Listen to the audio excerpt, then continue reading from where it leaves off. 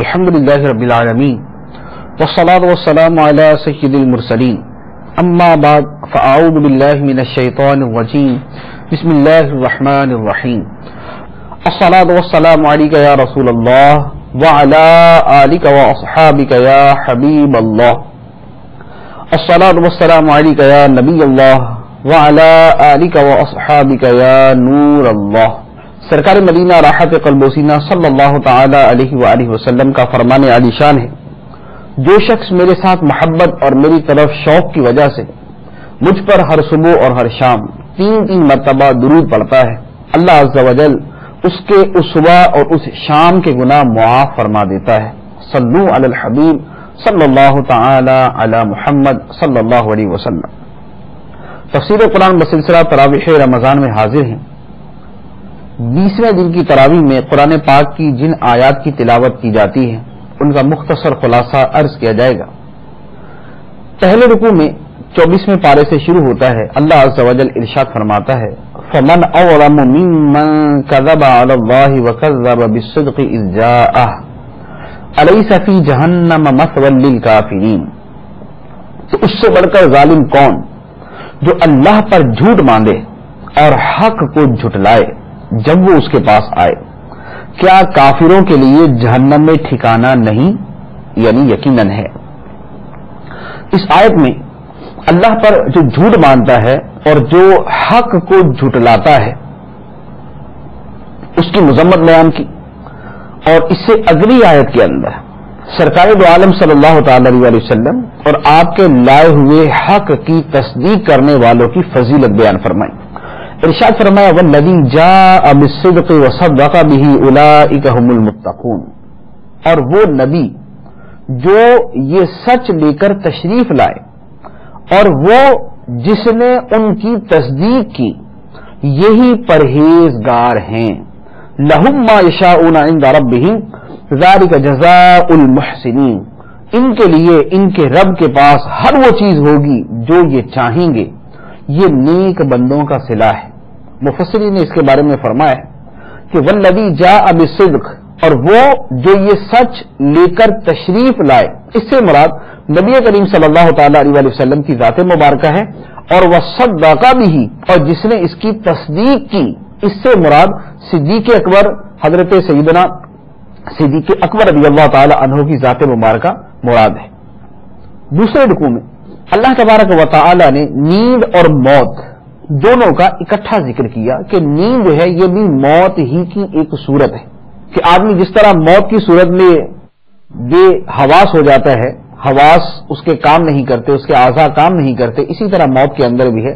لیکن اللہ تبارک و تعالی نے یہاں پر اس کو بڑی باریکی کے ساتھ ارشاد فرمایا اللہ یتوفی الانفس حین موتها والتی لم تمت فی منامها فیمسک التی قضى علیها الموت وَيُرْسِلُ الْأُخْرَى إِلَىٰ أَجَلٍ مُّسَمًّى إِنَّ فِي ذَلِكَ لَآيَاتٍ لِقَوْمٍ يَتَفَكَّرُونَ، اللہ جانوں کو ان کی موت کے وقت وفات دیتا ہے، اور جو نہ مرے انہیں ان کی نیند کی حالت میں ایک قسم کی موت دیتا ہے، پھر جس پر حقیقی موت کا حکم فرما دیتا ہے اس کی روح کو روک لیتا ہے اور دوسرے کو اس کی موت کی ایک مقررہ مدت تک چھوڑ دیتا ہے۔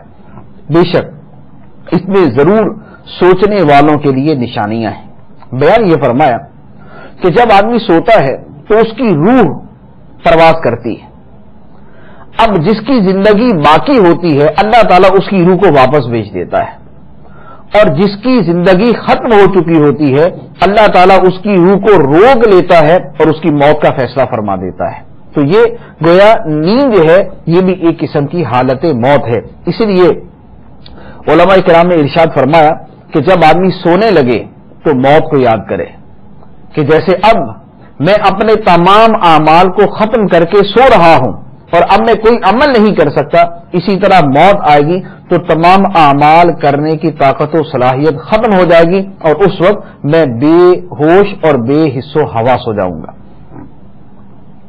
اس کے بعد اللہ تعالیٰ ارشاد فرماتا ہے کافروں کے بارے میں، فرمایا وَلَوْ أَنَّ لِلَّذِينَ ظَلَمُوا مَا فِي الْأَرْضِ جَمِيعًا وَمِثْلَهُ مَعَهُ لَافْتَدَوْا بِهِ مِنْ سُوءِ الْعَذَابِ يَوْمَ الْقِيَامَةِ اور اگر جو کچھ زمین میں ہے وہ سب اور اس کے ساتھ اس جیسا اور بھی ظالموں کی ملک میں ہوتا تو قیامت کے دن بڑے عذاب سے چھٹکارے کے عوض وہ سب کا سب دے دیتے، مگر ان سے قبول نہ کیا جاتا۔ کافر اگر قیامت کے دن دنیا جہان کا سارا سامان اور اس کے ساتھ اتنا اور ملا لے، وہ سارا جمع کر کے بھی اگر اللہ کی بارگاہ میں پیش کرتے کہ اے اللہ یہ مال، یہ ساری دنیا، اس کی مثل اور دنیا لے لے لیکن ہمیں عذاب سے نجات دے دے، اللہ تعالیٰ فرماتا ہے کہ یہ مال قبول نہیں کیا جائے گا اور وہ عذاب سے چھٹکارا نہ پا سکیں گے کہ دارالعمل اور دارالتوبہ اور دارالرجوع جو تھا وہ دنیا تھی۔ رجوع کا مقام، توبہ کا مقام، عمل کا مقام یہ دنیا تھی، آخرت تو اس کے بدلے کا مقام ہے۔ اس کے بعد تیسرے رکوع میں اللہ تعالیٰ ارشاد فرماتا ہے قل یا عبادی الذین اسرفوا علی انفسہم لا تقنطوا من رحمت اللہ ان اللہ یغفر الذنوب جمیعا انہ هو الغفور الرحیم۔ تم فرماؤ اے میرے وہ بندو جنہوں نے اپنی جانوں پر زیادتی کی، اللہ کی رحمت سے مایوس نہ ہونا، بے شک اللہ سب گناہ بخش دیتا ہے، بے شک وہی بخشنے والا مہربان ہے۔ وہ لوگ کہ جو گناہ کر کے اتنے مایوس ہو جائیں کہ ہم نے تو اتنے گناہ کر لیے اب ہماری بخشش ہو ہی نہیں سکتی، اللہ تبارک و تعالیٰ فرماتا ہے میرے ان بندوں سے فرما دو جنہوں نے اپنی جانوں پر ظلم کیا، زیادتی کی، لا تقنطوا من رحمت اللہ، اللہ کی رحمت سے مایوس نہ ہونا، ان اللہ یغفر الذنوب جمیعا، بے شک اللہ سب گناہ بخش دیتا ہے، انہ هو الغفور الرحیم، بے شک وہی بخشنے والا مہربان ہے۔ تو اللہ کی رحمت سے مایوس ہونا، اس کی بہت ساری صورتیں ہیں، کم از کم صورت جو ہے وہ اللہ کی رحمت سے مایوس ہونے کی حرام کی ہے کہ اللہ کی رحمت سے مایوس ہونا حرام ہے، اور رحمت الہی سے مایوس ہونا مسلمان کا نہیں بلکہ کافر کا طریقہ ہے۔ اس کے بعد ارشاد فرمایا وَأَنِيبُوا إِلَىٰ رَبِّكُمْ وَأَسْلِمُوا لَهُ مِن قَبْلِ أَن يَأْتِيَكُمُ الْعَذَابُ ثُمَّ لَا تُنصَرُونَ، اور اپنے رب کی طرف رجوع کرو اور اس وقت سے پہلے اللہ کے حضور گردن رکھو کہ تم پر عذاب آئے پھر تمہاری مدد نہ کی جائے۔ اللہ کی طرف رجوع کرو اور اس سے پہلے پہلے اسلام قبول کر لو اور اللہ کی بارگاہ میں گردن جھکا دو کہ تم پر عذاب آئے پھر تمہاری مدد نہ کی جائے۔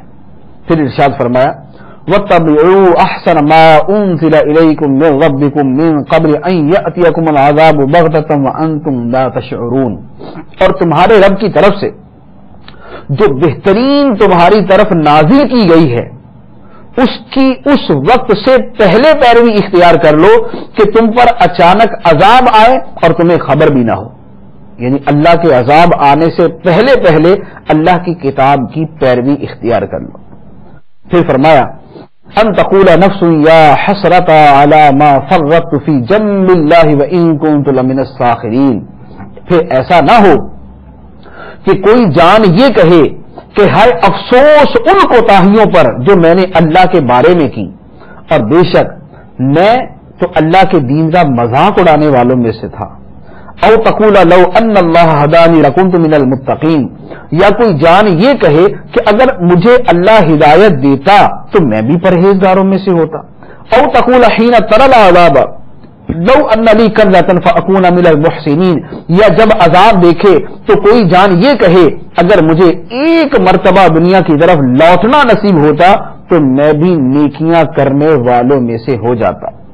تو اللہ تعالیٰ نے فرمایا کہ دنیا کے اندر تمہارے پاس موقع موجود ہے، عذاب کے آنے سے پہلے رجوع کر لو، اللہ کے حضور گردن رکھ دو، قرآن پاک کی پیروی اختیار کر لو، ایسا نہ ہو کہ جب وقت گزر جائے، جب موت آ جائے، جب اللہ کا عذاب آ جائے، یا جب قیامت کے دن خدا کی بارگاہ میں پیش ہو اور اس وقت توبہ اور رجوع کا سارا معاملہ ختم ہو چکا ہو، اس وقت کہو کہ ہائے افسوس ان کوتاہیوں پر جو میں نے اللہ کے بارے میں کی، ہائے افسوس اے کاش کہ میں ہدایت یافتہ ہو جاتا، اے کاش کہ میں نیکیاں کرنے والا ہو جاتا، لو ان لی کرۃ فاکون من المحسنین، اگر مجھے ایک مرتبہ دنیا کی طرف لوٹنا نصیب ہو جائے تو میں نیکیاں کرنے والوں میں سے ہو جاؤں۔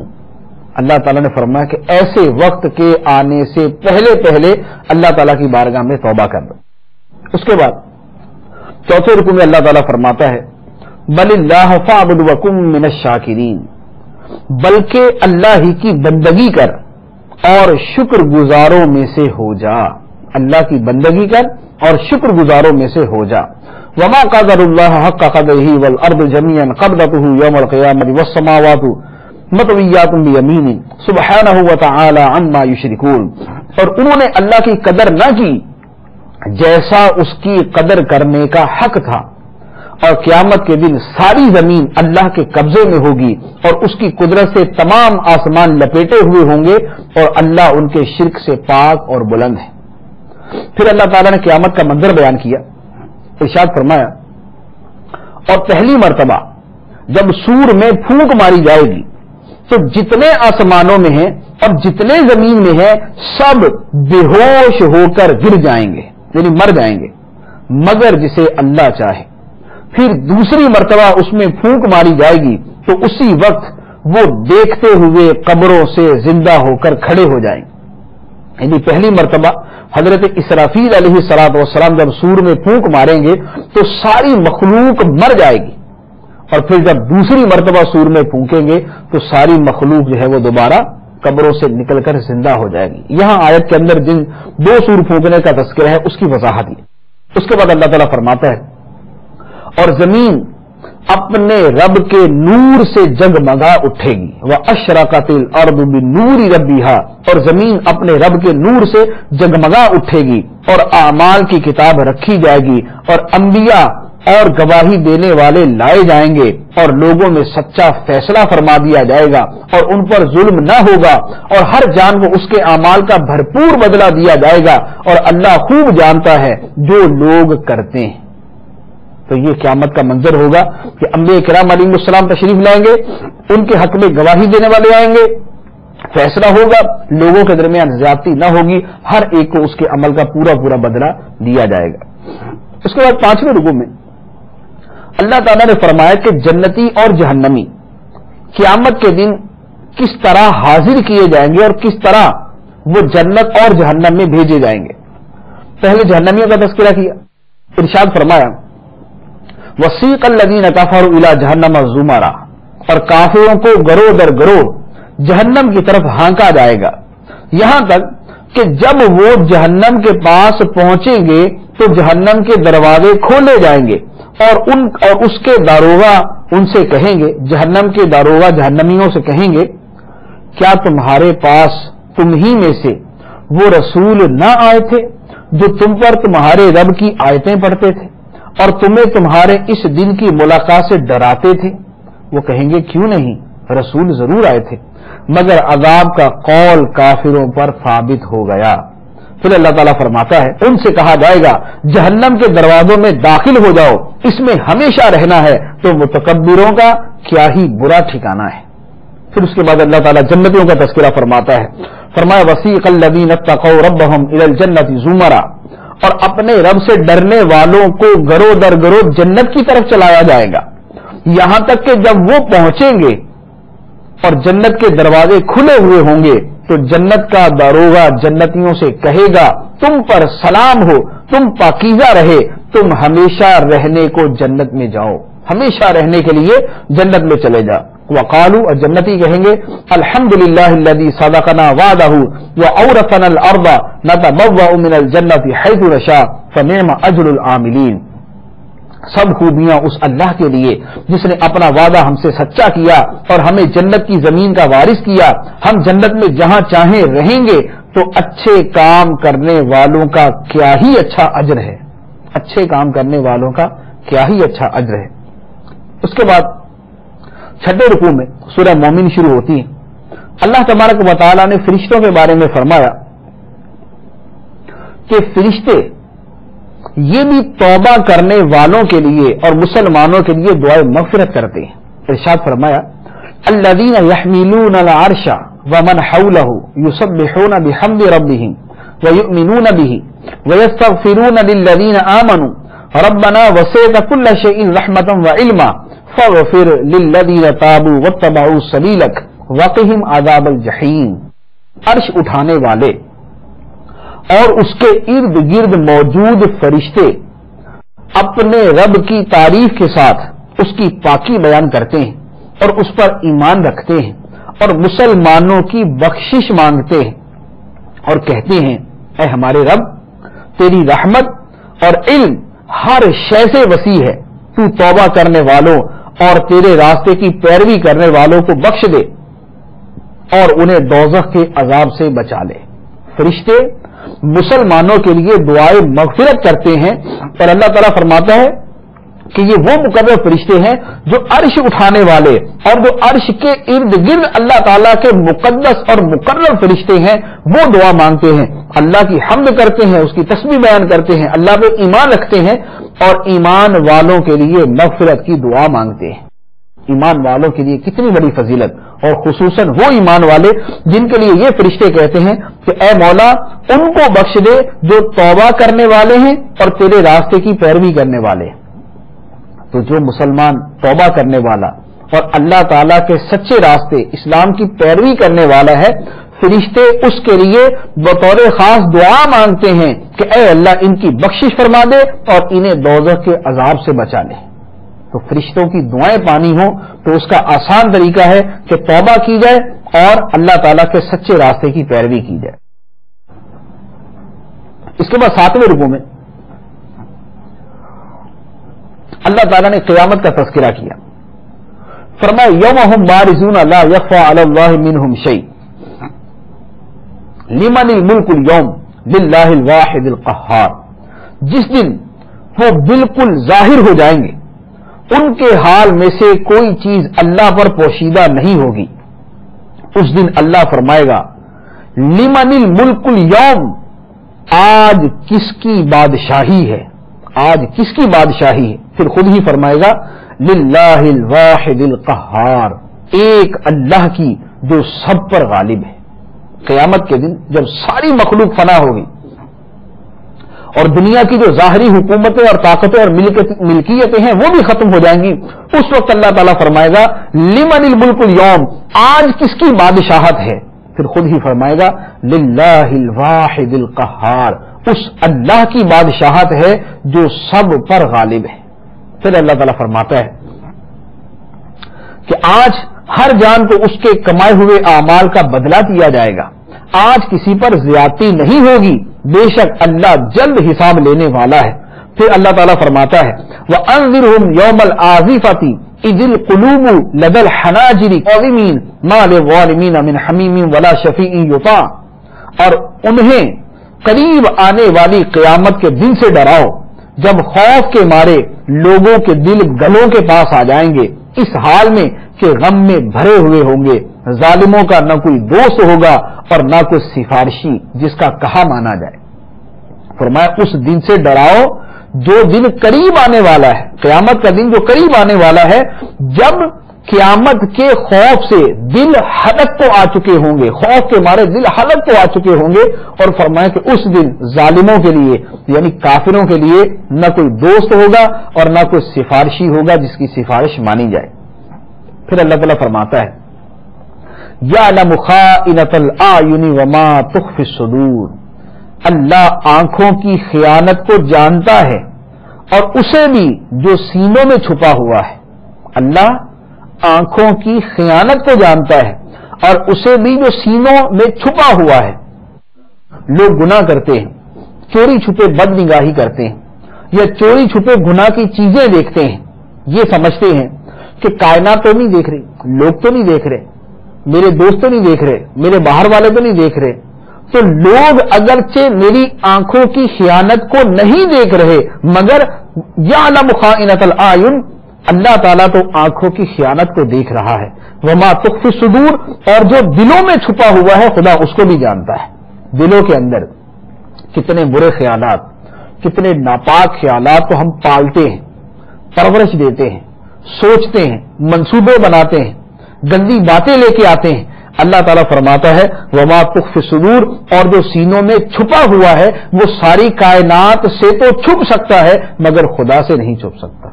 अल्लाह ताला तो वो सीनों की छुपी हुई बातें भी जानता है। इसके बाद 8वें रुकू में حضرت موسیٰ علیہ الصلوۃ والسلام کا واقعہ بیان کیا کہ اللہ تعالیٰ نے انہیں فرعون اور حامان اور قارون کی طرف بھیجا. وہاں جا کر جب کلام ہوا تو فرعون نے حضرت موسیٰ علیہ الصلوۃ والسلام کو معاذ اللہ قتل کرنے کی دھمکی دی. اس پر جو ہے فرعون کی قوم کا ایک شخص جو ایمان والا تھا، جو اپنا ایمان چھپاتا تھا، اللہ تعالیٰ نے اس کا بیان کیا کہ اس نے آ کر کہا اے لوگو اتقتلون رجلا، تم کہتے ہو کہ موسیٰ علیہ السلام کو ہم قتل کر دیں گے، کیا تم ایسے آدمی کو قتل کرو گے جو یہ کہتا ہے کہ میرا رب اللہ ہے؟ یعنی صرف اتنا کہنے کے اوپر قتل کر دو گے کہ وہ کہتا ہے کہ میرا رب اللہ ہے، حالانکہ وہ تمہارے پاس کھلی نشانیاں تمہارے رب کی طرف سے لے کے آیا. اگر وہ جھوٹ بول رہا ہو تو اس کا جھوٹ اس پہ ہے، اور اگر وہ سچا ہے تو پھر جس عذاب سے تمہیں ڈرا رہا ہے وہ عذاب تمہیں پہنچے گا. یہ اس مومن نے اپنی قوم والوں کو سمجھایا. اس کے بعد اور بہت ساری باتیں کی اسی مومن نے. اللہ تبارک و تعالیٰ نے بڑی تفصیل کے ساتھ اس کے کلام کو بیان فرمایا. اس مومن نے کہا وقال الذی آمن یا قوم اتبعونی اہدکم سبیل الرشاد یا قوم انما هذه الحیات الدنیا متاع وان الآخرۃ ہی دار القرار. اور اس ایمان والے نے کہا اے میری قوم میرے پیچھے چلو، میں تمہیں بھلائی کی راہ بتاؤں. اے میری قوم یہ دنیا کی زندگی تو تھوڑا سا سامان ہے اور بے شک آخرت ہمیشہ رہنے کا گھر ہے.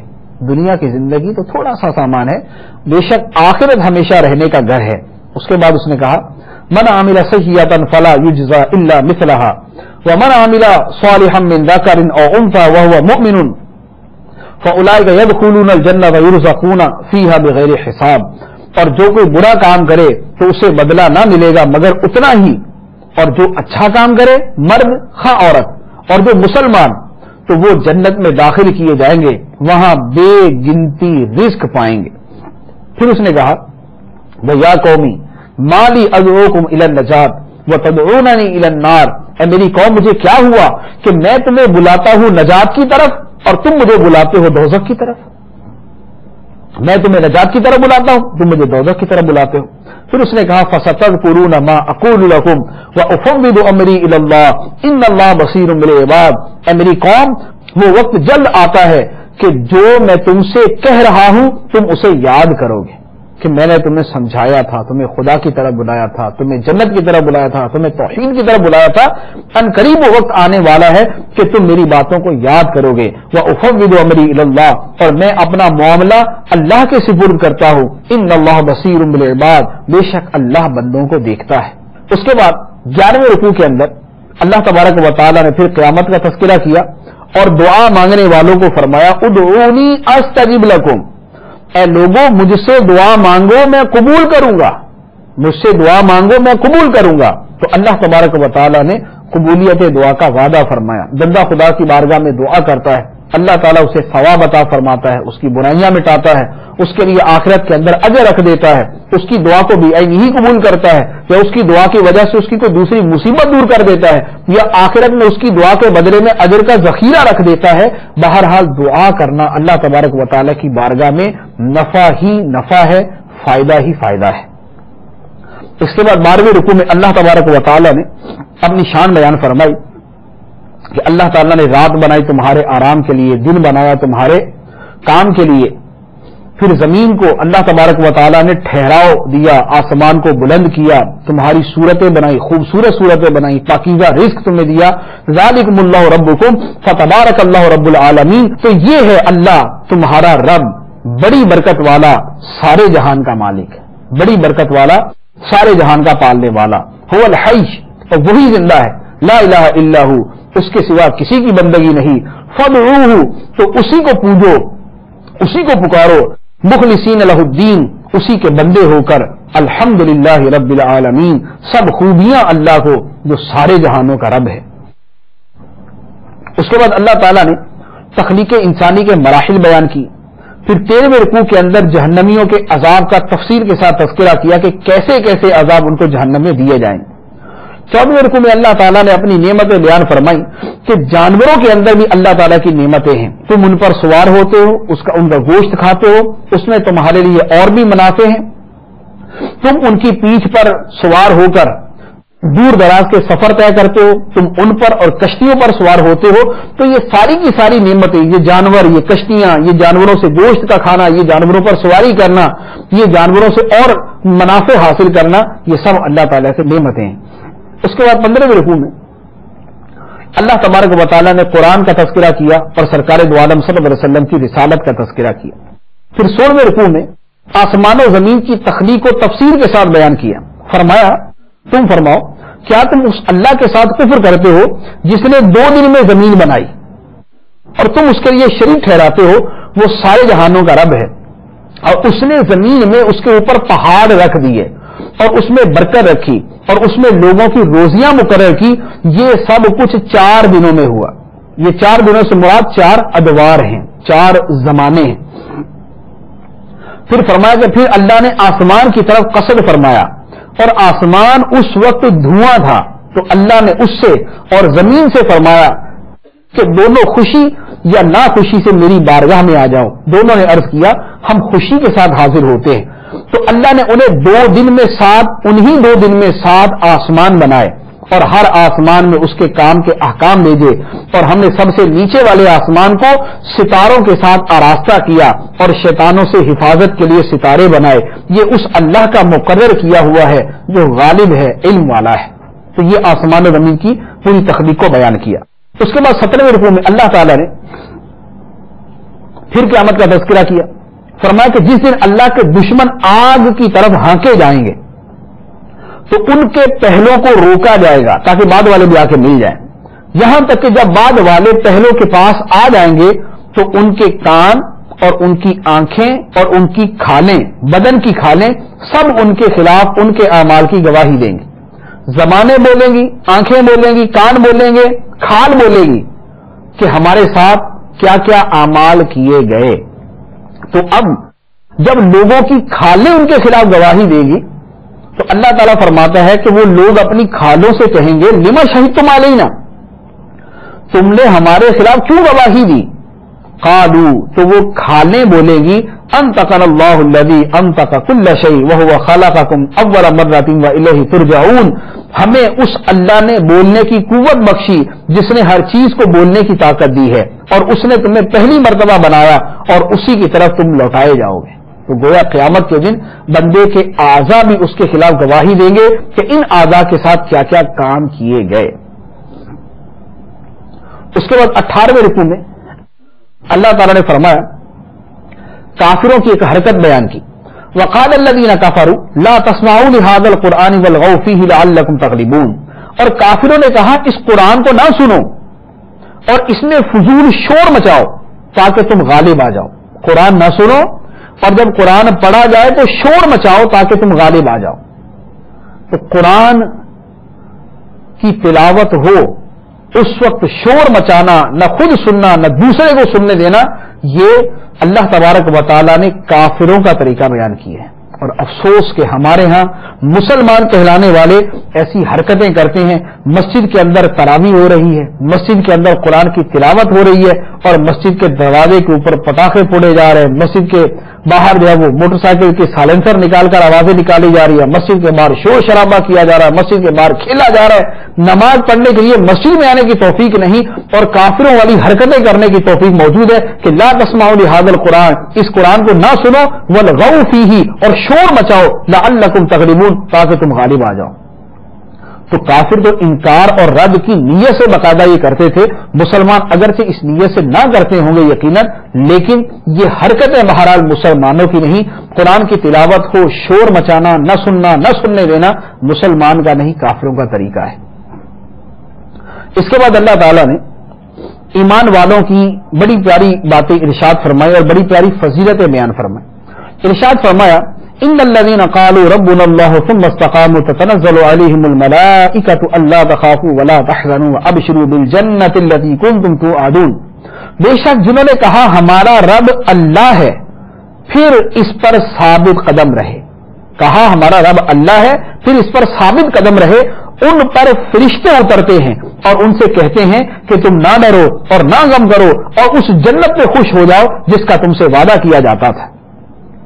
پھر وہ فرشتے کہتے ہیں نحن اولیاؤکم فی الحیات الدنیا وفی الآخرہ، ہم دنیا کی زندگی میں اور آخرت میں ہر جگہ تمہارے دوست ہیں اور تمہارے لیے جنت میں ہر وہ چیز ہے جو تمہارا جی چاہے اور تمہارے لیے جنت میں ہر وہ چیز ہے جو تم طلب کرو.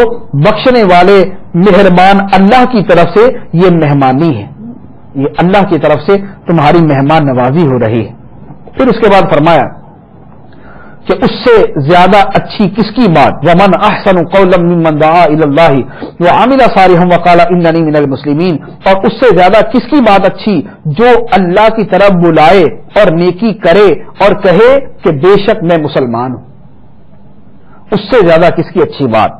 اس میں اذان دینے والا بھی شامل اور اس میں نیکی کی دعوت دینے والا بھی شامل, جو کسی کو سمجھاتا ہے, کسی پہ انفرادی کوشش کرتا ہے, جو جا کر کسی کتاب سے پڑھ کے سناتا ہے, جو بیان کرتا ہے, جو تبلیغ کرتا ہے, جو وعظ و نصیحت کرتا ہے, جو امر بالمعروف کرتا ہے.